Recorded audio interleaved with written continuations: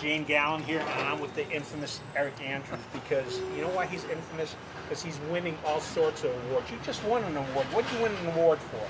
I got the elite broker for Triangle Commercial Association of Realtors for land sales. Elite broker. Elite broker for commercial land sales. Yeah, and land sales are considered commercial. Okay. And so in the Triangle. Yeah, I was at the Prestonwood Country Club. It was a nice shindig, and they. What do you have to do to become elite leader in the state of North Carolina? We're not even talking about the universe, because no, this is Triangle Commercial Association of Realtors, and it was the top 13 people that are members of TCAR. And how many members do you have? 13. Who? Okay. No, it's several hundred. How come you picked an unlucky number, 13? It's just, I think there is a qualifying amount. I think it's 5 million in raw land sales. Okay, so like that's that. what was your land sale total? I did a little bit over 20. 20, so 4 times the minimum. Which actually last year you and I, we were sitting in the same patio out here at the Havoc, part of the SoCo project that you helped lease out. Yeah. Well, the big winner at that T-car was the guy's name was Moss Withers. Okay. He works for Lien Associates. He got almost every award that you could have at T-car or whatever. But Moss and I are the ones that work together on this. Okay. Moss Withers with Lien Associates, and we first introduced Havoc to the facility, and then they wanted tenant representation, so they hired Moss, and he and I negotiated the lease on this. So I was the representative of the landlords, Greg and Paula, and Moss represented the tenants. All right, and you also worked on a deal for the pub. Yeah, Doherty's, the Irish pub. Doherty's. There is some savings if you don't get tenant representation. They decided to forego that, and we just worked it out directly with Doherty's and the Staffords directly. Well, I hear they're pretty smart negotiators. They were. I mean, they did real well and everything. But they had us because it was the perfect match. We've had many other tenant applicants, and we didn't think it was a perfect match and everything. And so we're just like, we had. Did you have a sushi place or something? We never got too far with the sushi place, and they wanted us to do the majority of the build out, which is not common. I mean, if it's something that we can rent for the Staffords again, then it's negotiable. But if it's a sushi bar, then I'm limited to just renting it to a sushi bar again.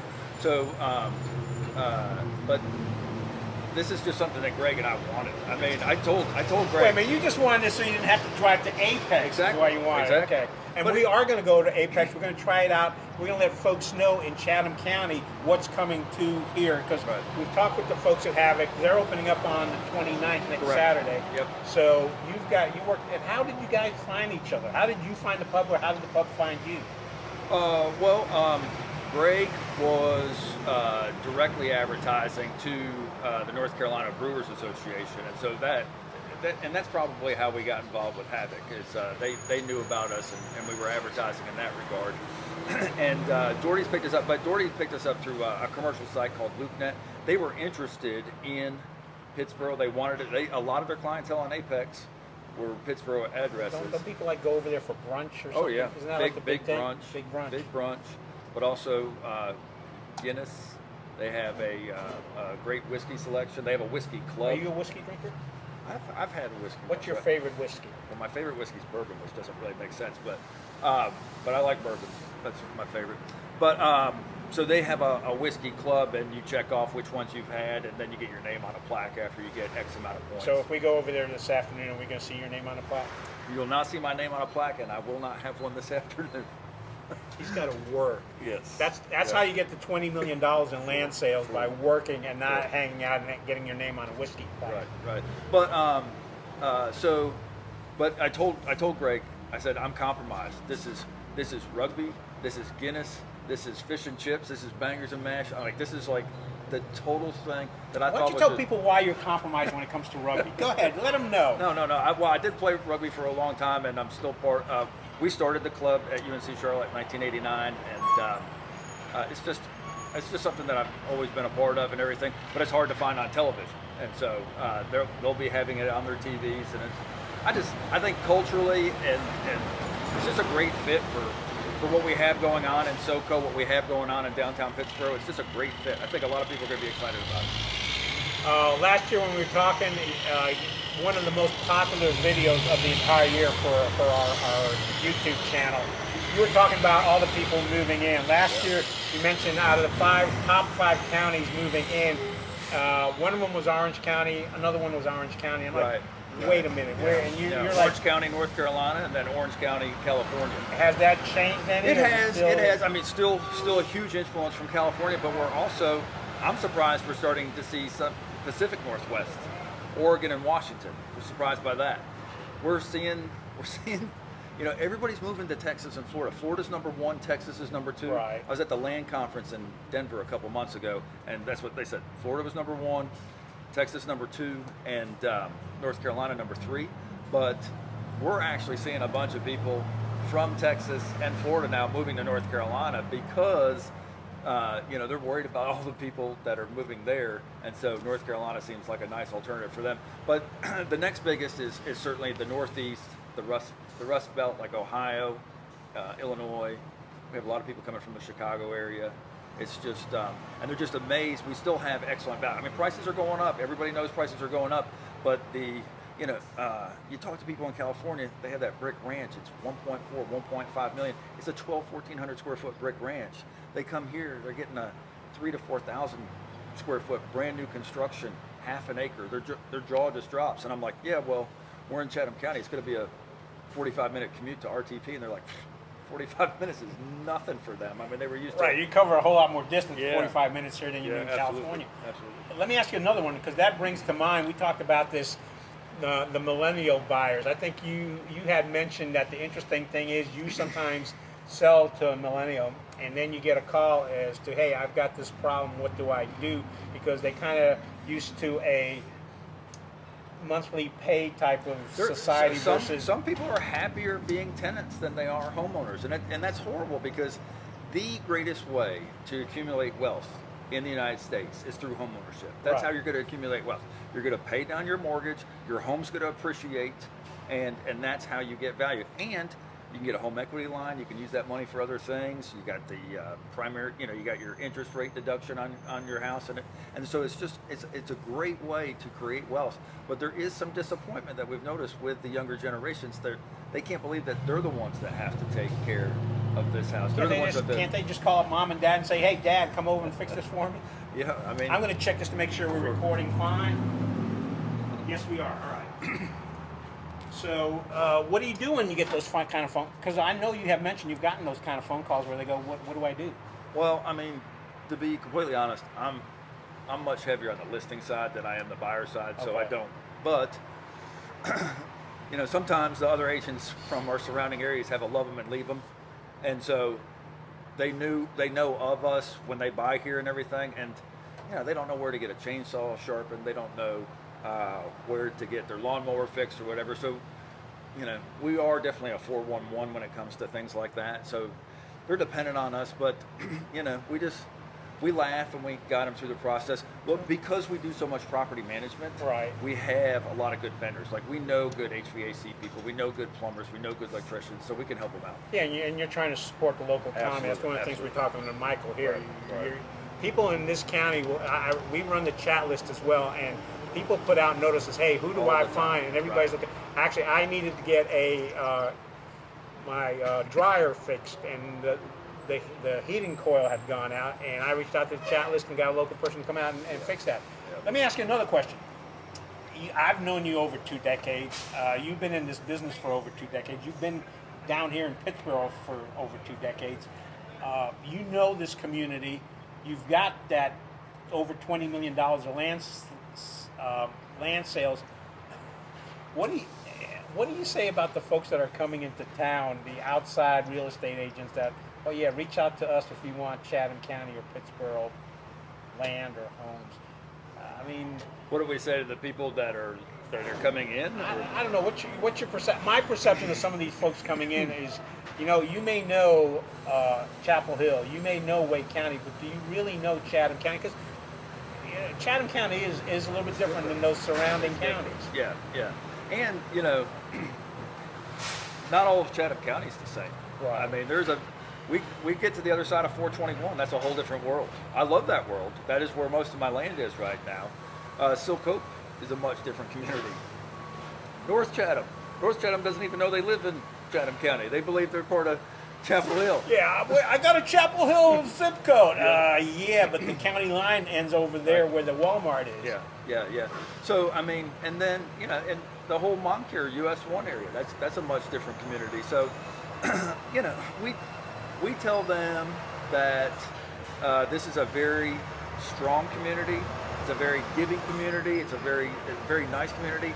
But no one likes to hear how you did it somewhere else and how it was better. If it was so much better where you were, then why'd you come here? Yeah, don't say, well, we used to do things like this back where I came from. Because I moved here, I think, almost 30 years ago. And at some point, like, there's a little bit of frustration that things are slower or whatever. But somehow just as much business is getting done here as anywhere else. So it's not as slow as people think it is. And there are like, we're really lucky, again, because of that property management. And we have people that will fix stuff so quickly. And so that's lucky. And people appreciate when that loyalty is reciprocated, I mean, they're good to us, we're good to them.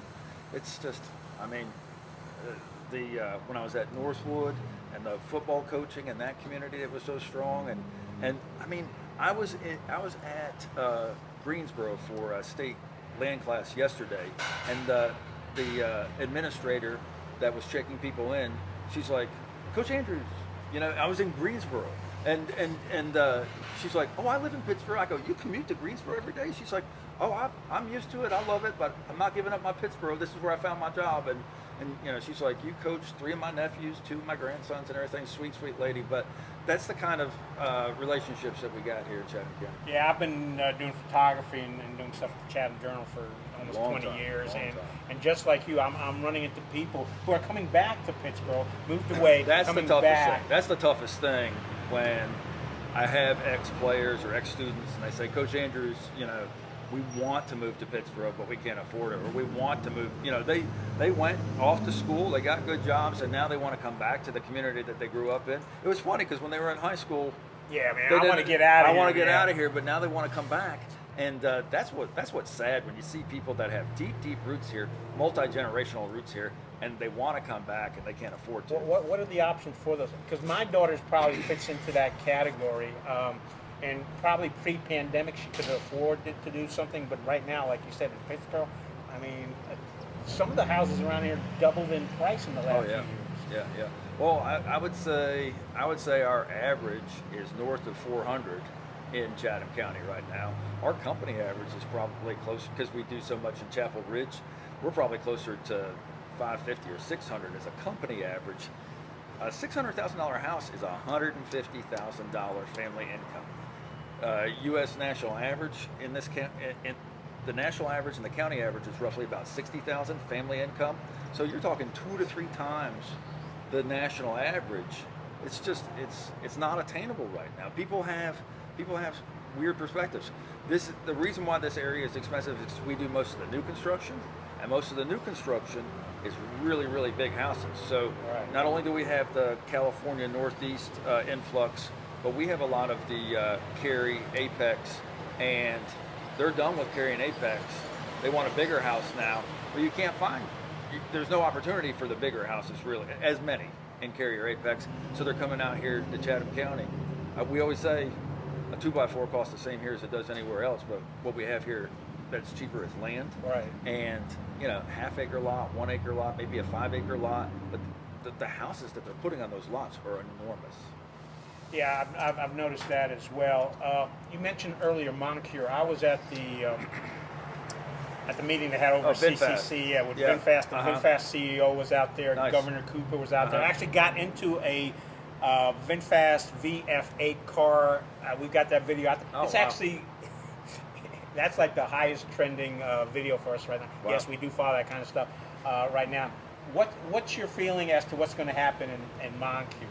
So I've gotten some mixed. So again, being close to the community, they made the announcement that they were going to postpone a couple months ago, but to 2025 now instead of 2024. Yeah. And we always thought that was an ambitious, aggressive plan or whatever. But the interesting thing is, 5 or 6 months ago, my contacts were saying, we're not getting the grading jobs. They told us to stop.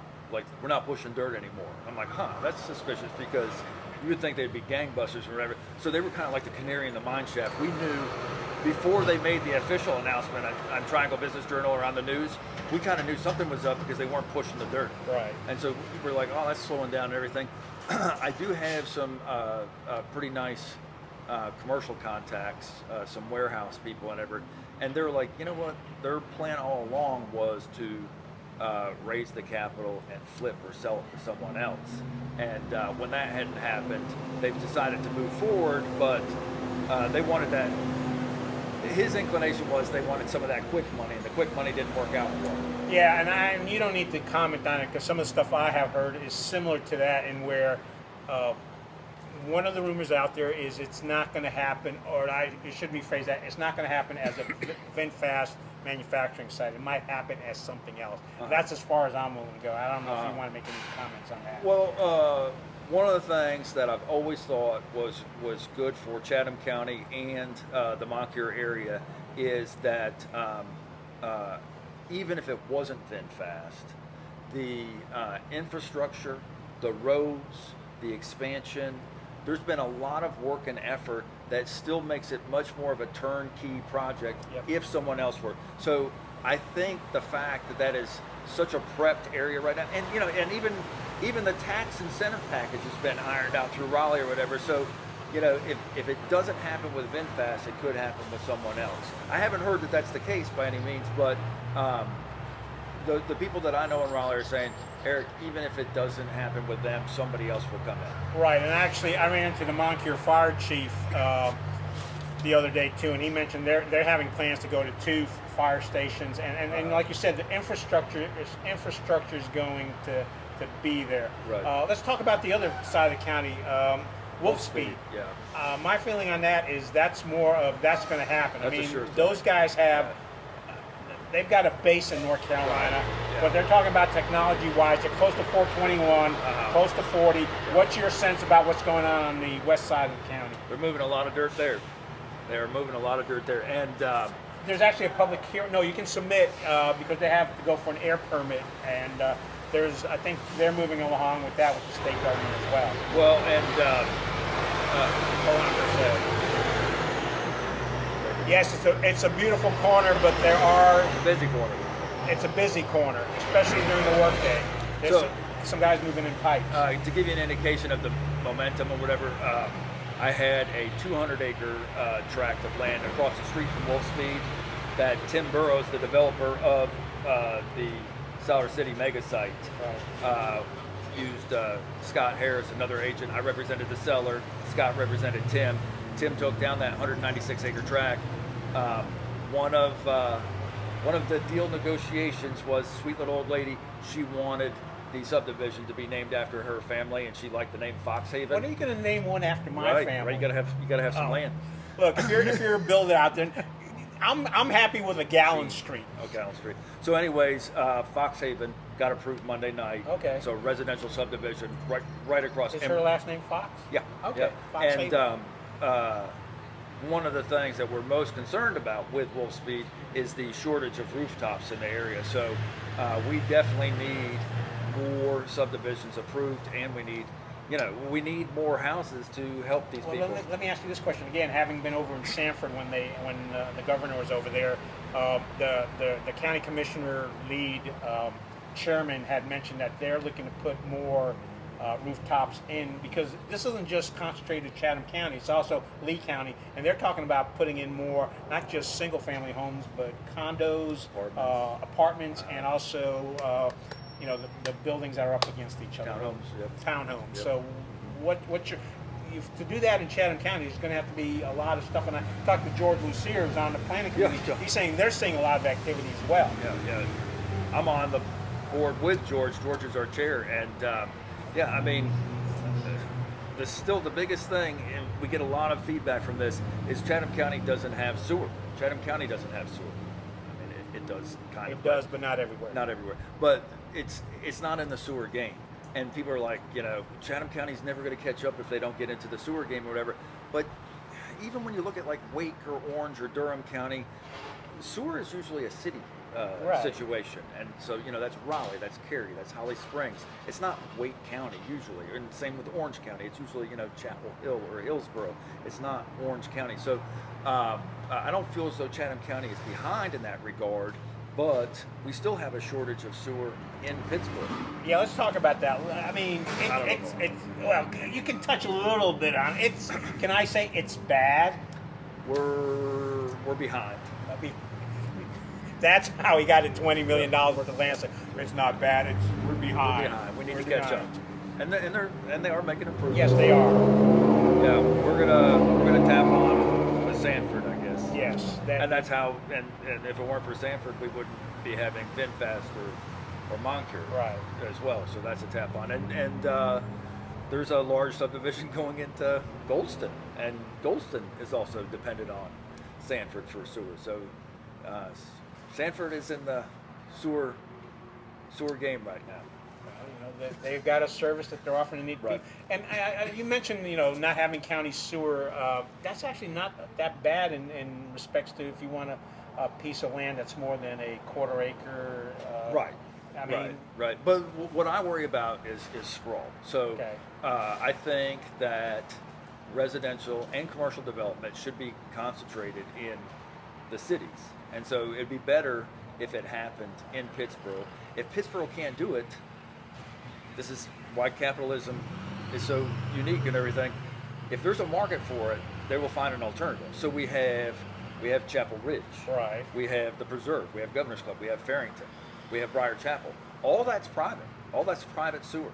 And so that is not, we're missing the revenue from that. We're missing the ability to extend infrastructure and sewer to other places because if the towns don't do it, private enterprise will. I feel as though that's a lost revenue situation. Well, then it's not just lost revenue. It's also from a planning perspective. It's harder for you as a town to plan if you don't have the ability or the capacity to expand down the road. Because if you have that capacity, you kind of can control planning a little bit better. Right. So I don't begrudge anyone that wants to come out and have a house in 10 acres or a house in 50 acres. That's fine. But sometimes when we're dependent on just individual septic systems, then we can have these 100, 200 acre lot subdivisions that are like 1 to 3 acres each, and that does create sprawl. I mean, we're going to have longer commute times, and I do think, and a matter of affordability too. If I'm in North Chatham right now and I'm doing a 1 to 3 acre lot, that's going to be 120 to 300,000. That means the house is going to be between 800,000 and 1.4 million. So, I mean, these are really expensive. It's really expensive dirt, and it's going to be a really expensive house. And again, we're going to be in a situation where we're not going to have affordable housing. So, what are you telling those guys that are coming back and saying, "Hey, Coach Andrews, what can I find? What can I buy in Chatham County?" Well, one of the stories that used to happen is I used to say, "Are you willing to go south or west of Pittsboro?" And they're like, "What? You mean Siler City?" And they always would have Pittsboro kids would always have something negative about Siler. Siler City's not. I mean, I still get some pushback or whatever, but Siler City is really bouncing back, and people are like, 16 miles away, it's not so bad. Or then, I say Sanford's an option, or Goldson's an option, or whatever. So it's taking some adjustment. They really want to be in Pittsboro. I tell them I don't think Pittsboro's an option right now, but if you go south or west of Pittsboro, prices tend to drop. Right.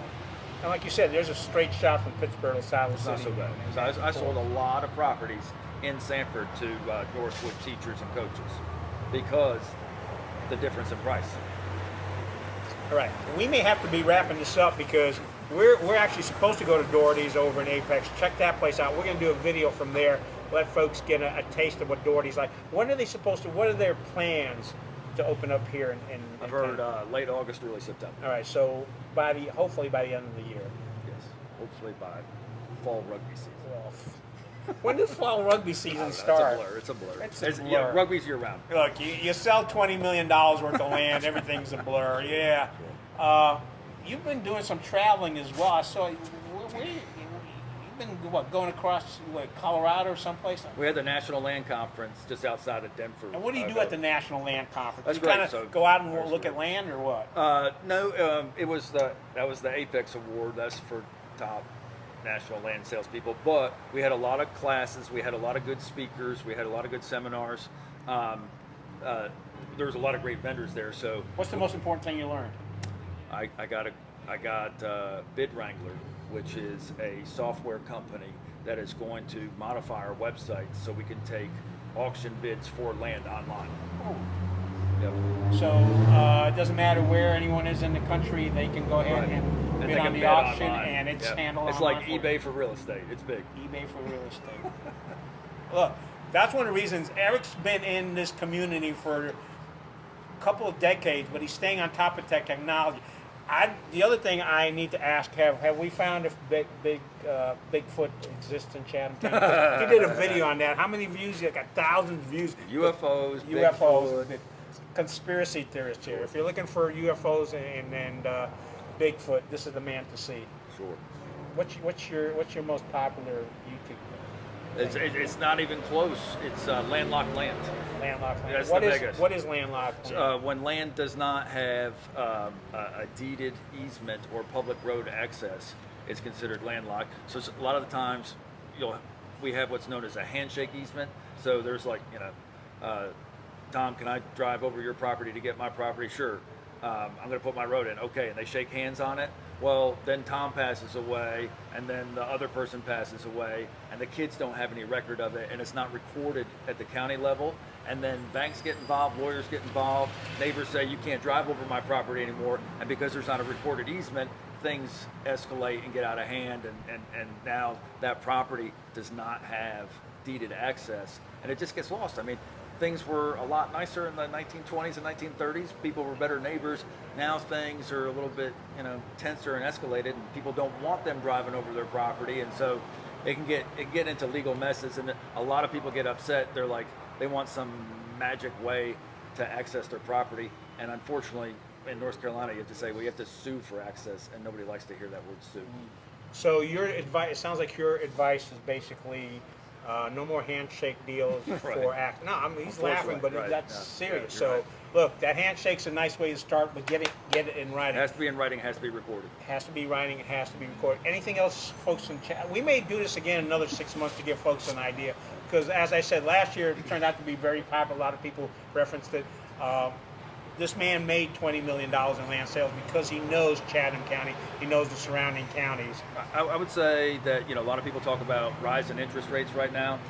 They're historically average. They're not so bad. They've gone down since the fourth quarter of last year. Right. So they were getting up to 7, 7.5, 6, 6.25 right now. Inventory is still very, very short. People think that the market has softened.